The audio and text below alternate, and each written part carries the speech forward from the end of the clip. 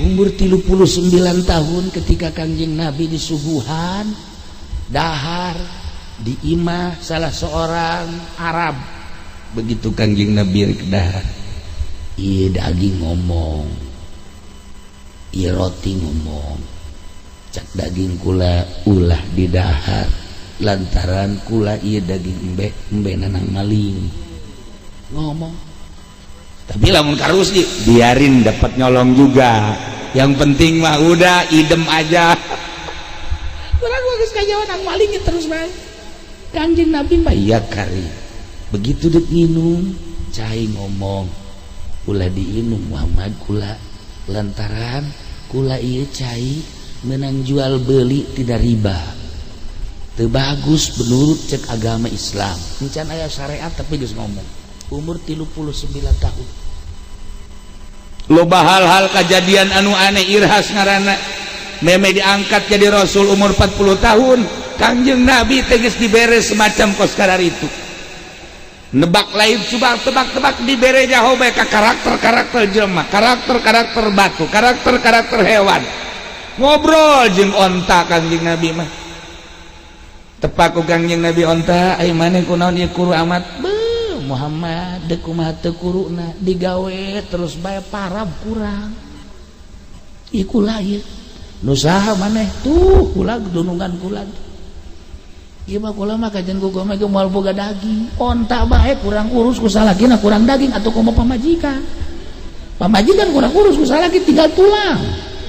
Tah, udah sok seuri bae sia atuh. Urusan pamajikan.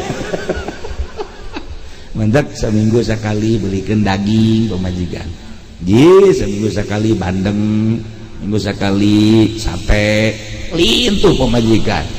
Entah pemajikan Rusdi masakin tasa tengah, lintuh teh.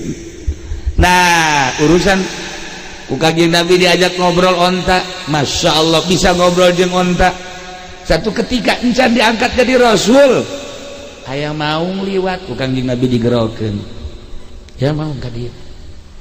Depak maung dihareupeun Kanjeng Nabi.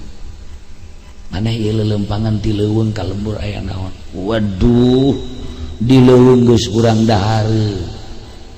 Kulantaran kitu kula ayeuna ka lembur deuk neangan dahareun. Cek Kanjeng Nabi, mau kudu di tempatna masing-masing. Maneh di leuweung kula sok ka lembur, urang lembur ge kula sok ka leuweung. Satempatna. Geus diatur ku Kanjeng Nabi. Jeung naung Kanjeng Nabi ngobrol, jeung onta Kanjeng Nabi ngobrol, batu uluk salam ka Kanjeng Nabi, tangkal kayu kitu keneh, dedeleuan sing grenyai di balik dunia nu ieu, dedeleuan Kanjeng Nabi jeung malaikat, suara malaikat geus kadenge. Umur 39 tahun Kanjeng Nabi geus teu dibere resep sama sakali ngariung-riung jeung makhluk. Mulailah Kanjeng Nabi ka Jabal Nur. Tidinyalah Kanjeng Nabi nyepi ibadah ka Gusti Allah sorangan. Terus we bolak-balik ke saminggu di luhur gunung ke turu. Ke 20 poe di luhur gunung ke turu. Tapa majikanana Surti nu ngaran Siti Khadijah. Boga salaki teh lain deui.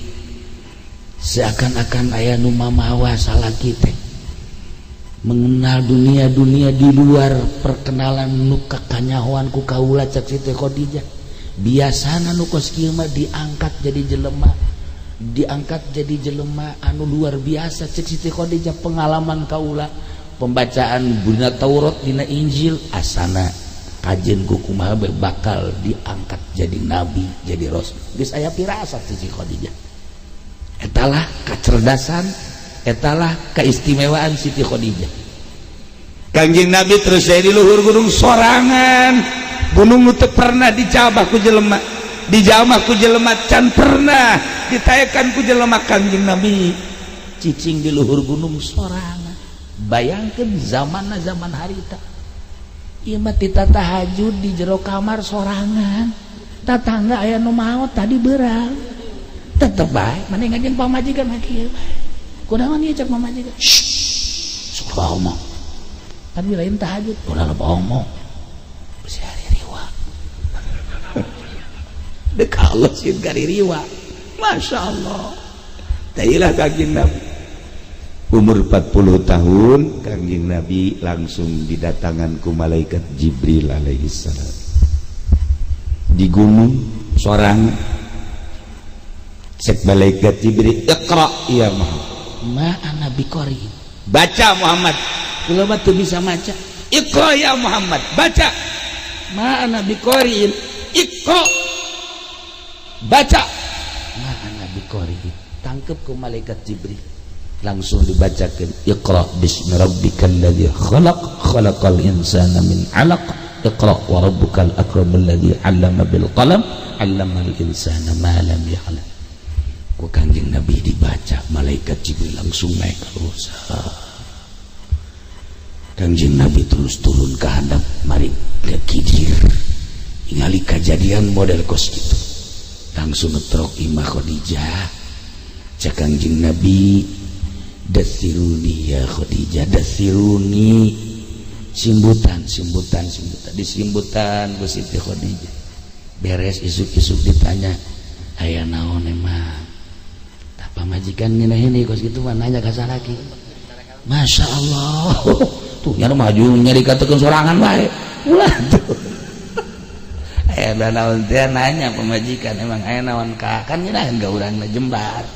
Atuh nikmat perasaan coba ciuk di sisi rada ka tukang saeutik bari nyekel ka dieu kana pundak Siti Khadijah. Masya Allah. Bayangkeun romantis. Ya Allah ya Allah.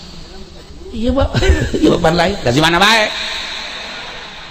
Batur balik bentuk, balik atuh. Itu cong, ngantuk baik ke mata. Siap, tapi lain orang Cilawur, orang pondok, orang Cilawur semua sopan kabeh. Kali make kokoprak, Cilawur. Siti Khadijah calik belah dia. Kemudian ieuna ka pundak Kangjeng bari naros aya naon kakak?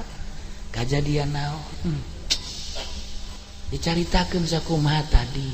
Ucapan-ucapan malaikat Jibril alaihissalam. Oh, tama lain sambarangan ieu. Urang boga tanyaeun ka ditu di benak hati Khadijah. Beuh, ieu lain sambarang. Kos ieu adalah nu pernah terjadi para rasul-rasul nu barah heula. Bangga Siti Khadijah. Masya Allah karim. Nah, kesimpulan nama Kangjeng Nabi diangkat jadi rasul umur 40 tahun. Datang wahyu malaikat Jibril. Maka nu pangheulana iman adalah pamajikanana ka Kangjeng Nabi. Asyhadu an la ilaha illallah wa asyhadu annaka Muhammadan Rasulullah. Bejakeun ka Abu Bakar Siddiq. Sidina Abu Bakar Siddiq pangheulana iman asyhadu an la ilaha illallah wa asyhadu annaka Muhammadan Rasulullah. Bejakeun ka Sidina Ali anak muda lamun Kangjeng Nabi umur 30 tahun kakarak lahir Sidina Ali diangkat jadi rasul umur 40 tahun. Berarti umur Sidina Ali waktu Kangjeng Nabi diangkat jadi rasul seberapa tahun? 10 tahun. Geus langsung Sidina Ali menyatakan asyhadu an la ilaha illallah wa asyhadu annaka Muhammadan Rasulullah. Etalah jelema-jelema anu imana tanpa aya pertimbangan nanaon. Mendak ketika Siti Aisyah garwa Kangjeng Nabi anu setelah Siti Khadijah maot, Kangjeng Nabi nikah ka Siti Saudah dan lain-lain sebagainya, diantaranya Siti Aisyah kena bakal diceritakan tahun-tahunna. Tak iya Siti Aisyah teh kan bingung, unggal-unggal ngomongna Khadijah, baca Siti Aisyah, kudung Khadijah, ye Aisyah ye, awalnya mapan kos gitu awalnya mah, Khadijah deh sebenarnya ini, Kangjeng Nabi marah. Kula sok nyebutkan nini ka Khadijah, kula berjuang hartana dibeakeun kabeh kajen dibeakeun kabeh ge rela. Wanita nu pertama asup Islam saat batur teh nyahoeun ka agama Khadijah nu pangheulana iman ka kaula. Kula dakwah, setiap dakwah kudu memerlukan biaya, hartana dipersilahkeun. Wanita anu mempersilahkeun harta untuk dakwah Khadijah. ketika manusia-manusia mencekam di Mekah kakaula terus endek haru biru, tetapi Siti Khadijah anu nangtangan ka bangsawan-bangsawan Mekah, wanita pertama anu nangtangan ka jelema-jelema anu aya di Mekah, Khadijah. Kemudian Siti Khadijah mah hiji-hijina wanita anu memberikan turunan kakaula, eueuh deui ti wanita nu lain memberikan turunan termasuk ti anjeun, ieulah wanita anu memberikan keturunan adalah Khadijah. Oh, Kangjeng Nabi terus caritakeun keistimewaan Siti Khadijah. Kakaran Siti Aisyah hampura tuan. Kula lainna naon cenah eta mah atuh itu bae Khadijah di Khadijah deui. Kos kitu cemburu. Batak awewe mah cemburuan. Sakitu ge geus maot Siti Khadijah komomun encang boat sana. Moal tama nyontoan doang. Moal Siti Aisyah mah lantaran Siti Aisyah mah cerdas. Hadis-hadis di Bukhari diriwayatkan ku Siti Aisyah, di Muslim diriwayatkan ku Siti Aisyah. Cik Siti Aisyah kula mah sabarna teu aya nafsu eta mangan sakadar memperlihatkan bahwa kula adalah seorang wanita anu sangat mencintai Kangjeng. Lamun teu terlihat kecemburuan berarti kula ieu kitu boga giro, cek Siti Aisyah. Padahal mah eueuh kula mah kitu deui geus maot nyarita sorangan nyana. Manta ku Kangjeng Nabi dipeluk deui Siti Aisyah. Waduh, luar biasa romantis Kangjeng Nabi mah. Bayangkeun karomantisanana Siti Aisyah lebaran, kemudian hiburan di masjid belah dinya aya nu keur nyanyi-nyanyi orang Habsyah, Siti Aisyah dihareup kieu di jandela, Kangjeng Nabi di tukang kan kieu bae ka dieu ka pundak Siti Aisyah ndeuleukeun nu keur nyanyi-nyanyi nyanyikeun perang. Bayangkeun di jandela Siti Aisyah ka ditu, Kangjeng Nabi di tukang. Ya Allah ya Rabb. Tuh sanggeusna ditingali kumaha Aisyah, bagus. Kangjeng Nabi mundur, Kangjeng Nabi ka jandela, Siti Aisyah di tukang. Lah juga dia Haji Pendi geus incuan ge can nyorang kikituan, encan nyorang nya nama. Masya Allah deket ya ieu Kangjeng Nabi romantis. Masya Allah karim. Nu tadi Kangjeng Nabi di tukang, kuari Siti Aisyah ngagaledot di tukang. Bisa dibayangkan kurang romantis nak Kangjeng Nabi. Iyalah nu kurang kudu dituturkeun geus balik ti dieu nu boga pamajikan nurutan Kangjeng. Urang geus cek pamajikan naonan geus boga duit bae. Nah sia haji bae hareudang hajuna mah urang endek jadi henteu pan. Amper jadi turun. Ulah ngomong gitu atuh. Gitulah. Nailah Kangjeng Nabi umur 40 tahun diangkat jadi rasul, turun wahyu. Memehna geus diabang-abang lameh heula melalui irhas supaya ketika datang wahyu kuat. Mantak jadi santri teh kos kitu mimitina diawali ku puasa heula, diawali ku di kuburan heula, ziarah heula. Engke ge kapanggih jeung genderuwo. Kemudian eta kudu kuat sebab engke ka ditu da bakal manggihan anu model-model. Lamun jelema sok hudang ti peuting sorangan pasti papanggihan bae kajen kukumaha moal datang ka henteu mimiti ke suara-suara nu leumpang ulah kaget engke aya suara-suara nu kadenge ku urang pan tengah peuting mah toke ge pajar jin toke cak-cak pajar jin mantak terus di teu lulus datang ka kuari teu meunang aya suara-suara bangkong ge bangkong pajar setan. Udah tipe-tipe teh kos gitu, udah tipe-tipe. Lamun geus dibiasakeun, oh naon ternyata. Engke kadang-kadang aya jeleg aki-aki. Da ieu saha ieu. Tanya taulah ieu. Ieu teh mah kan kumaha udang tipe-tipe. Masyaallah, yeuh bare kula kamari kajadian. Asal deuk haol bae, mungkin aneh. Hei jelema aki-aki datang jeleg bae. Di tengah imah make bajuna hideung-hideung rudin jasa. Masya Allah, mun Rusdi, wah sana, nggak pokoknya paeh di dinya lah. Tak eta geus modal-modal kos gitu kan hese. Satu ketika ya jelema maneh keur ngobrol di tengah imah. Eta Rusdi nu biasa osok ka imah ge teu daekeun. Di luar bae nyana di luar sakulah teu suara Rusdi tah. Asal anu model bae tilok ka jero, ka hijab cenah mah. Nah, lamun aya Haji Pendi nyambung. Atuh nu gede hutang jeung nu gede hutang kae. Nah iyalah para jamaah kaum muslimin wal muslimat rahimakumullah, nah ya umur 40 tahun Kangjeng diangkat jadi Rasul, panggilanna iman Siti Khadijah, di kalangan anak muda Sayyidina Ali, di kalangan pengusaha adalah Sayyidina Abu Bakar Siddiq radhiyallahu anhu. Tuh di umur 25 tahun ka 30 ka 40 ku hari geus setengah hiji kasorot ku Kangjeng Nabi, ku rahmat Kangjeng Nabi. Mantak cekula ge cekula ieu lamun geus kasorot ku rahmat Kangjeng Nabi kan jadi pinter ulah jadi bodoh. Du kamari ku kula diroengkeun di pondok ka ari bodoh bapan hese aya jelema ngala wudu, barang geus ngala wudu pas ndek ka suku nu keca beak caina beak rana teu ngocor nyana bingung ieu aing wudu can anggeus kulantaran bodoh terus bae ka masjid salat kumaha teh salatna diangkat dikaluhurkeun ieu sukuna jadi yang sampun nincakna hiji doang kieu Allahu akbar bae biasa cak nu sejen teh aing mah heran sia teh salat pan hiji doang anu ieu eueuh aing ditanya ku aing cenah eta kumaha salat bisa kos kitu aing ge salat dek nurunkeun hujan kos kitu lamun salat dek nurunkeun hujan sabelah kula pernah eta kos kitu mah jauh ngajajal ilmu teh mah nah sabelah kitu bener eta turun hujan kuari mah geus teu make kitu-kitu asal ngadoa bejakeun ka Haji Pendi asal dihadiahan Haji Pendi turun hujan bener itu nyana geus banjur jasa hujan geus gede hayang eureun doa deui Haji Pendi hujan terus dari keren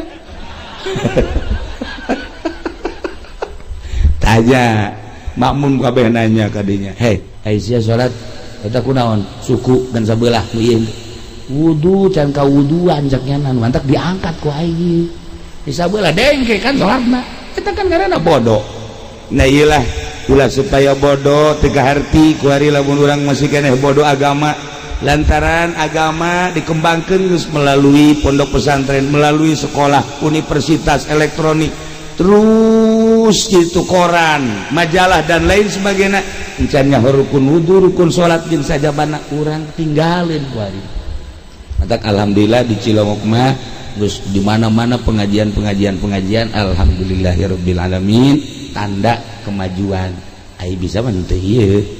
Kakarak maju ngajina bang bisa kitu ge geus alhamdulillahirabbil alamin ieu mah dicukupkeun sakieu insyaallah ke urang sambung deui nah ngan ieu ngamimitiana penting bae kulo mah nya itu ka hiji tuh nah ieu engke urang di mana yang muludan ieu di Bajang Sakila kira nah tit umur 40 tahun tadi tuh kayak nyaritakeun kisah tentang anak-anak Kangjeng Nabi putri Kangjeng jeung berangkat ke Kangjeng Nabi berjuang umur 40 tahun selama 10 tahun di Mekah bakal naon bae kajadianana kakarak ke umur 50 tahun hijrah ke Madinah terakhir dipungkas engke setelah hijrah di Mekah Kangjeng Nabi 10 tahun rumah tangga jeung Siti Khadijah Kangjeng Nabi di Mekah ngabogaan anak sakumaha tadi ke kisah-kisah putri-putri Kangjeng Nabi salila di Mekah jeung naon bae nu terjadi selama 10 tahun Kangjeng Nabi di Mekah insyaallah ke urang lanjut.